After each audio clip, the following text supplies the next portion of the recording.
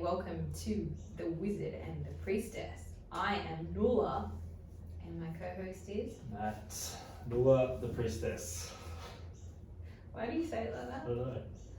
This is what came on. Welcome everybody. Today we are going to move on to the growing bud and finding our boundary, and that boundary relates to or connects to the element of wood or the liver, as Matt will We'll go into that. go into.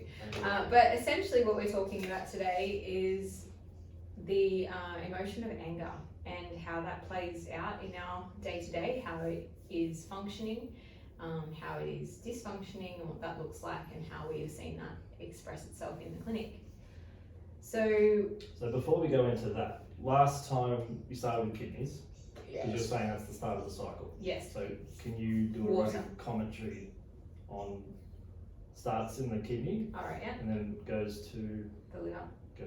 Right, okay, so everything starts in darkness. Good. So considering that the seed of life, the seed of every idea, every thought we have, every experience, is there's a seed that starts that then kind of, you could say, is from under the earth or in the darkness, and then I'm going to keep using my plant analogy. So imagine that seed is under the earth in darkness, and then there is a vibration that creates this movement that comes from the water, and it comes from that. The water is related to the kidneys in Chinese medicine, but we will keep using the elemental words, which is water. So the water is essentially the beginning of that cycle. And so the water pushes and creates that movement upwards. And as that movement moves upwards, the unknown becomes the known. So the unknown becoming the known is sort of that movement from like that manifestation of and so what we talked about last week was all about that idea of becoming aware of danger. Whereas this week we actually move into the known. So we've become the unknown, that seed that then actually sprouts. So that initial sprouting is essentially as we move into the wood. So imagining that growth of the tree is the wood. So it's growing becoming conscious now. Yes. Okay. And with that consciousness, it has boundary. It has a form. That's it. So that form has boundary, and understands itself as a self.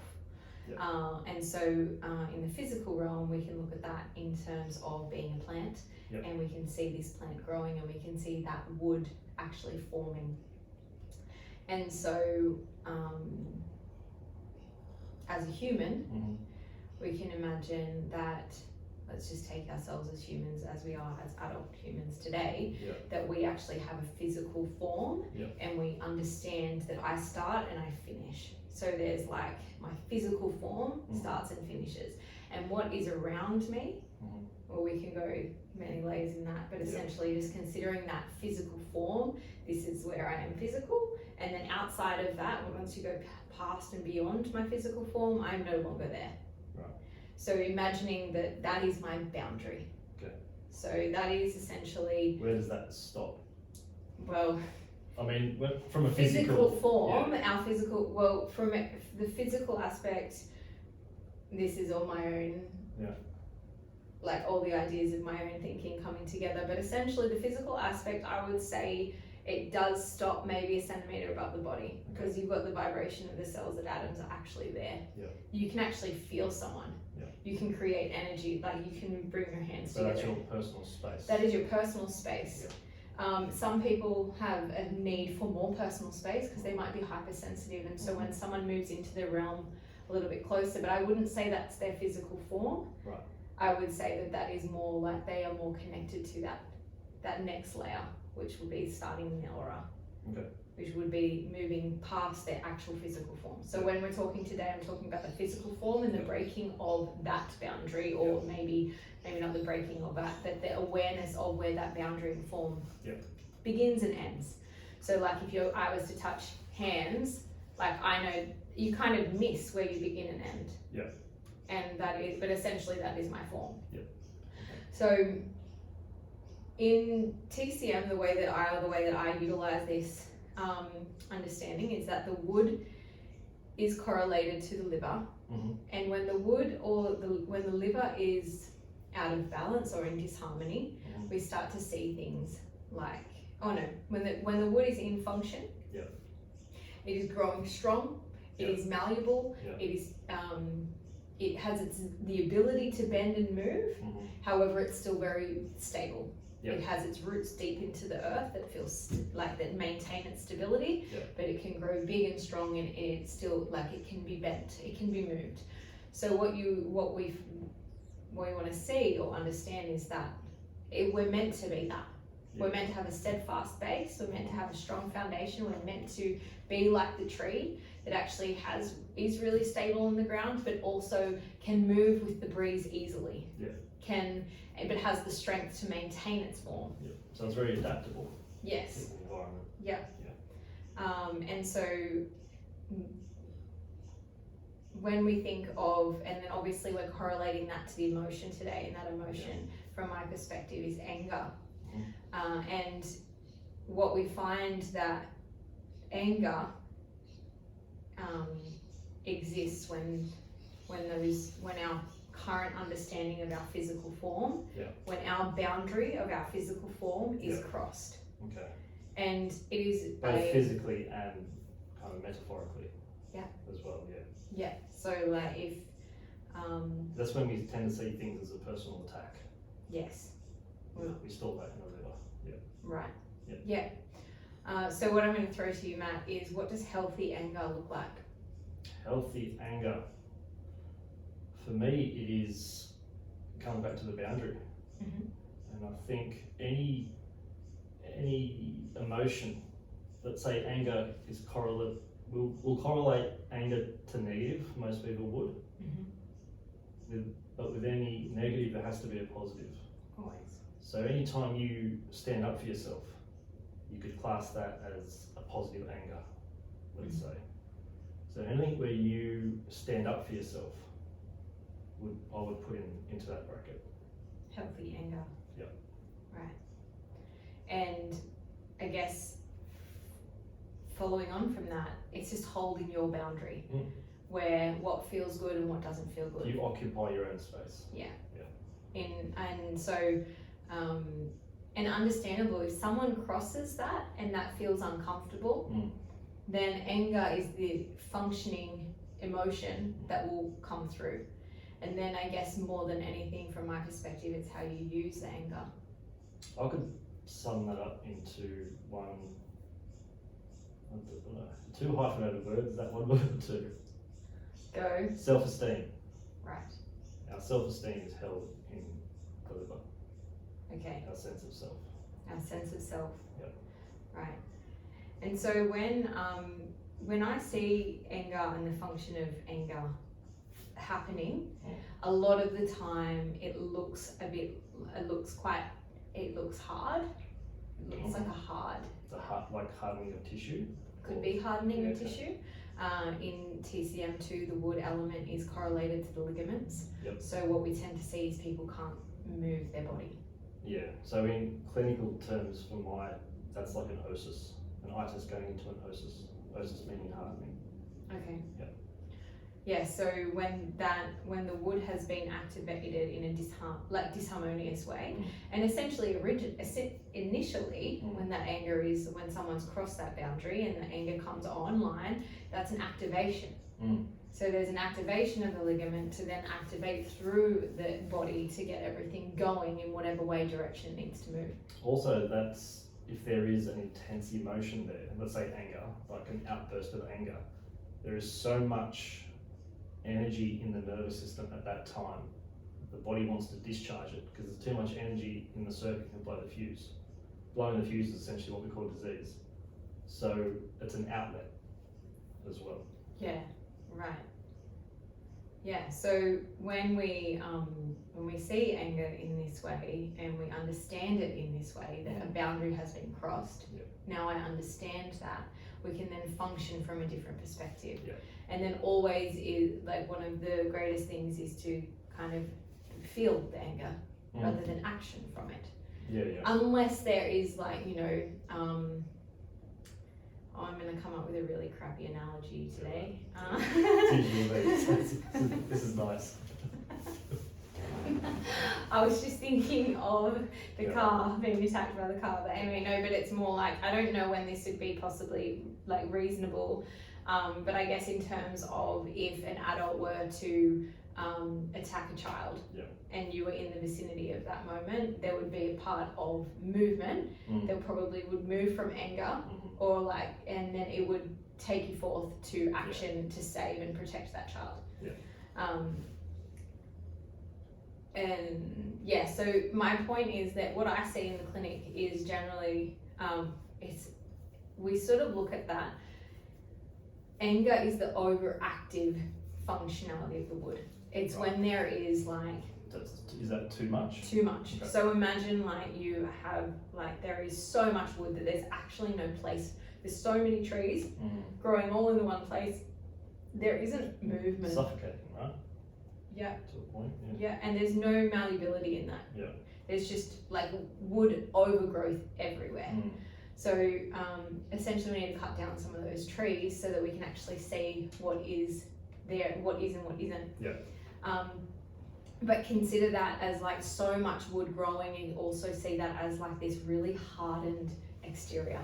Yeah. And so usually what I see in the clinic is someone with a very hardened exterior, whether that's hardened on the skin, whether that's hardened in the physical, like within the interior where they can't touch their toes, or where they have like the malleability of their back is like there's restriction and constriction in their spine. All of this comes back to potentially an internalized anger. And usually what I see is mainly in the skin, in the form of eczema and things like that, where there is this friction. So there's this friction, imagining like this wood is just growing hard and fast, and is decided that it's not like this is my boundary in front of me and I can reach my arms and I can move. It's like this is my boundary and you will not cross. And it's like I've built so much, like I've got this like wall around me that is built of the strongest, most steadfast wood that you can think of. You will not penetrate in, and if you touch it, I will burst. And so that is when anger has overgrown, and we see this overactive. And generally, when that starts to happen, we see the aggressor. And that's really common. Very common, yeah. Because also the relationship to the wood is the chi. And if the chi can't flow because the wood is too hardened and like not malleable, then there's no movement for it. There's no flow here. Leads it to disease. Can't be oxygenated either. No. So then, you've got this hardened exterior, and then anytime something penetrates or it's perceived to penetrate, there is a reaction, and that reaction comes from that place. From what I've learned this year, or last year rather, there was about anger is just the power that it has, and the power it has on like the grasp it has over us. Now elementally, I tend to sit in wood, shocking, but it is, so I tend to have I have a healthy relationship with anger, more and more healthy as you may have learned over the years, Matt. No comment.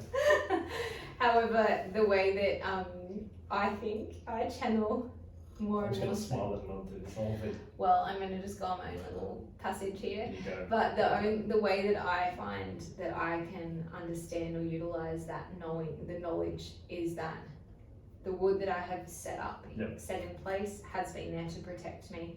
And that is what that anger or that angry response has been over. And now that I have been able to understand that, I don't have that angry response. But there is an aspect of the liver that is about the will and the drive. So if we have the courage from the kidney, and then we have the willpower from the liver that actually gets us going. So that is sort of what I find. You will see that in our world where there's just a drive. And that aspect comes from essentially a functioning boundary and an ability to go and get. So you actually have that courage that comes through from the water, and then you move that into the wood, and then that is invigorated by the will to actually do the thing. Does the water form the wood or shape it? Can do. Yeah. But once again, it's that movement from one to the other, so it's not quite like it holds and nurtures. However, it does support. Yeah. That makes sense. Yeah, so the other thing that is interesting that most people don't really correlate to anger, but there is the other aspect is the underactive function of wood. Too little. And where it is so soft and malleable, and it is just like almost, it's flimsy. It's like, I think of this in terms of, we have recently been propagating some, what did we have? No, it fruited. So our capsicums fruited, and when they fruited, everything, it got so heavy for the actual stalk that we propped it up so that the fruit could grow.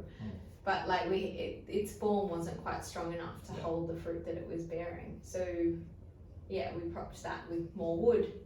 And so there's this other aspect where there's this underactive wood, and it still has sort of like, it still has the potential to be angry, and you'll see that in my example in a minute, but that underactive wood is sort of looking like the yes man and people pleaser. The person that actually doesn't hold a boundary, where they don't know where they start and finish. They're kind of like constantly in symbiosis with everyone else, and they're just floating, and that would be, from my perspective, more in line with the yang organ of the gallbladder, where there's like this softening and this kind of like, we don't actually hold any boundary. There's no wood to look after us, so we sort of just like fluff around. So Chinese medicine, liver, gallbladder, they're the same. Wood. Okay. Wood element. Yep. Anything else involved from that, in that region? No, we just look at the liver and gallbladder. Yep. Your region physicality over there. Did you want to take that over? All I'll go on from there is from the behavioural aspect. You're talking about too much. That would be someone who's trying to dominate someone else. Yeah. Too little would be someone who's trying to please everyone by being, as you said, the yes man or yes woman. We don't discriminate here. So all that stored in the liver. For me, the liver is such a huge player. If I could only do one manipulation on anyone, it would just be the liver. Yeah. It is a huge player, not only physically, but also mentally, emotionally, as we'll get into. But if you look at it like purely from an anatomical point of view, it weighs anywhere from 1 to 2.5 kilos outside the body, 800 to 900 grams inside the body. It articulates with several organs, including the diaphragm, which is a muscle. It's the most important muscle we have. Without that, we die. You can't live without a liver. That's a vital organ. It can regenerate, is it 2/3 or 3/4 of itself? Something like that. Quite a lot of it. Yeah. There's actually 8 parts to the liver. 2 parts dedicated to the mechanics, 2 parts dedicated to metabolism, 2 parts dedicated to emotion, and 2 parts dedicated to the immune system. It's a huge, huge player. But not only do we hold anger, we also hold our sense of self. So our relationship to ourselves, when you go behind closed doors, how you relate to yourself, how you talk to yourself, all of that is stored in the liver. Pessimism, any aspect of joy or lack thereof, depression, when you think, when you feel like you're a prisoner to your own routine, that's all stored in the liver. And we also hold our image of where we believe or where we think we come from. That's stored in the liver, which is the ultimate sense of self. Tracing that back psychologically as far as you can. Because you come back to the images, which we'll go into another time. So all of that is liver. Okay. And I mean, even metabolically, it does over 500 things that we currently know of. And the old gallbladder sitting underneath. It's such a huge player, not only mentally, emotionally, because when we have these thoughts and feelings we store those emotions literally in the fascia surrounding the organs. So if you're angry, let's say, for some reason, let's say I've said something really funny and you've taken that the wrong way. Oh, yeah, very common. Yeah. Yeah. Then that's going to potentially tighten the fascia around the liver. That's going to adhere itself to the inside of the rib cage. Then you have a rib restriction. That can affect flow down to the right side of your body, all the way down to the toes. If it goes upwards, it can pull tension on the phrenic nerve, which communicates to the right shoulder capsule. It can create sinusitis. It can create cranial restrictions, right shoulder pain, upper neck, sacroiliac. Pretty much anything down the right side of the liver ultimately affects. Okay, so if we have any sort of stored emotion within the fascia of the liver, we are tightening. Absolutely. And moving Yeah. that way. With that tightening comes, and you go to say do a workout, or you play with your kids, or you do some kind of movement. If you just get your shirt and pinch that right side of your rib cage, and then move your arm around, you can feel it pulling on your shoulder. So over time, it creates a functional compensation. Right. If that's not corrected, then it turns into a structural compensation. That's when it's an osis, that's when it's hardened, and that's when you're essentially married to it. And people don't realise that. Think of death itself is a 7-stage process. Okay. Liver toxicity comes at stage 4. When you get liver toxicity, that's when you've typically got an itis.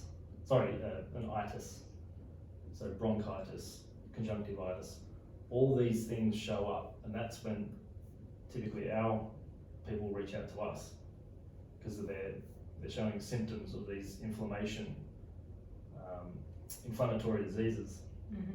And I've never met anyone that had inflammation that didn't have something going on with their liver. Right. So, big player. Right. And so when we come back to the idea of anger having a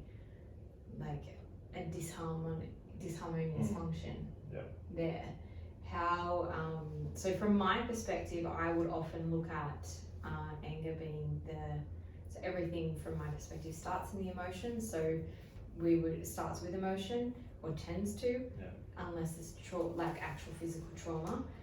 But even then there's an emotional correlate, right? Yes. So yeah, we can kind of always come back. So for me, anger generally starts from really little people who are incapable, unable, their parents are unable to hold them through their big emotion and through their expression of anger. And therefore anger has been shunned and seen as a terrible, unhealthy facet of life. Also that the child's wrong for feeling that as well. Yeah, absolutely. Yeah. And the layers of that are huge, and a lot of the time it is related to you as the parent. Yeah. That have also experienced that. Sure. So we've got this generational trauma aspect where we can't experience anger. We're not allowed to express it. And we're not even allowed to express it in safe ways. We are shunned away from that, and we if you do, it's toxic, right? Totally. In our culture. Yeah. Totally. And so we close that part of ourselves, and so then it just goes in and festers. Yeah. And then you've got parents showing us anger all the time. Yeah. So I have this a lot of the people I spend time with, we're kind of doing becoming more conscious of ourselves, becoming more conscious of the self that is destructive in many ways, and becoming learning ways to love and honor who we are, and therefore support ourselves to really see who we are, truly who we are. And it's quite interesting that I find that there's often I will go into a situation if I'm going to have a hard conversation with someone, and I'm mindful of coming in with love and coming in with understanding that the shoe needs to be seen on the other foot, and being aware of how they might feel about what I'm about to say, and trying to really go in and find love and connection, because that's the whole point. That's why I'm going to have a hard conversation. And that for me is how I will go in. But then a lot of the people, the generation above, not always, and obviously there are amazing people, but mostly the only way that they are able to receive and respond is with anger. There is no consciousness to actually be able to hold space for any of that, because they were never given space to hold that anger. Well, they don't know how to. They wouldn't even recognize it. No, so that the emotion for them, anger is just easy. It's the only way to go. There is no, like, even if they're feeling internally, they're feeling empathy, they're feeling sadness or disappointment or whatever it is, the response is anger. And you see that in the way that a lot of parents parent, and in the way that we move through this world, because children's anger is annoying and it is hard, because it's showing, and it's triggering, because it's showing us where we are essentially. And so we have to sit in that, and like, not only are you trying to support them to experience and express, but you're also having to support yourself that didn't actually have that opportunity to experience and express. So there's obviously all emotion is that too, depending on where we're being guided by our parents, and their parents have guided them. But it is so, it is really potent, and in our society, in Chinese medicine, or most commonly, that what you're describing as that torsion of the liver, I would say is qi stagnation, so a blockage of energy flow. And the qi is related to the liver, so it needs to be flowing in order to have a functioning body. But in our world, we're actually, like, everyday anger is really normal. It's been totally normalized. However, you're not allowed to express it as a child. And so there's like this complete disconnect from that emotion, because we're being, the driver of all things. The driver like comes from fear, and then there's this anger. So there's this fear movement, like, be afraid of this, be afraid of them, they are the enemy, this is the enemy, afraid, be fearful. And now, because we're afraid of them, let's move forward towards the enemy with aggression. And so we, like, that is like play by play what's happening. It's like a common animal. Ready to lash out. Absolutely. And also, when people get angry, they often point the finger at other people. Blame. And remember Carl Jung's quote, every time you point the finger at someone, you still got three fingers pointing back at yourself. So really, you're just experiencing an unconscious aspect of yourself. Someone putting up the mirror to you. It's hard to see that in the moment, especially in traffic. But we won't go into that. Obviously, you should. No, that's it. But they're absolutely, and a friend of mine told me that last year. So last year I did a lot of like rediscovering and reconnecting to my own anger and becoming aware. Like, I mean, you wouldn't even know, because it's like just fucking healed now. But they're like, but yeah, like that analogy of like realizing how much external, like, I'm here in my castle, I'm fucking fine, what are you doing over there in yours? Is like, actually, no, I had like a forest around me, and then I had to gently like kind of like trim it and then understand that, okay, it's just a gentle fence that shows me where I start and finish, and that's it. There's not like, it doesn't go beyond there. It's also, I think, worth a mention that things like anger and pessimism, all those kind of emotions that we store in the liver, are enough to shut down the digestive system, our fire. Which is really interesting from a TCM perspective. So if I were to show you a map of, it's just a simple ring, but we go kidney to liver and then go to heart, so where connection is, which we will come to next week. But then we go down the other side, and that's essentially spleen, which is all digestion. The way that we look at it is the spleen is the head organ of digestion, whether or not that is the case, physically but metaphysically. So what happens is we have, what really common in our society happens is we have, instead of moving from healthy anger up into connection and then moving down into digestion. Because anger is an attempt to connect. Right. It overacts and attacks the digestive system, like cuts across. misses the connection altogether and just cuts across and breaks that down. And that's a really common situation where we see digestive issues. So all of a sudden we've got someone with constipation, IBS, flip and flop, and it's really interesting because diabetes. Yeah, and like that yes man people pleaser aspect. I see that so often in women with IBS because all of a sudden they weren't able to actually fully express. They didn't find their form. And so the easiest way was to kind of internalize that and then just accept as everyone else has the right way. But there's this festering in that. And like what I find is like I'll have a patient who is like really eager to please me. Because they want to say the right thing. Totally, they give me, that's working really great. I'm like, is it really? Yeah, I'm feeling fantastic. Are you really? I'm taking off. Yeah, you could like. It's supposed to be like.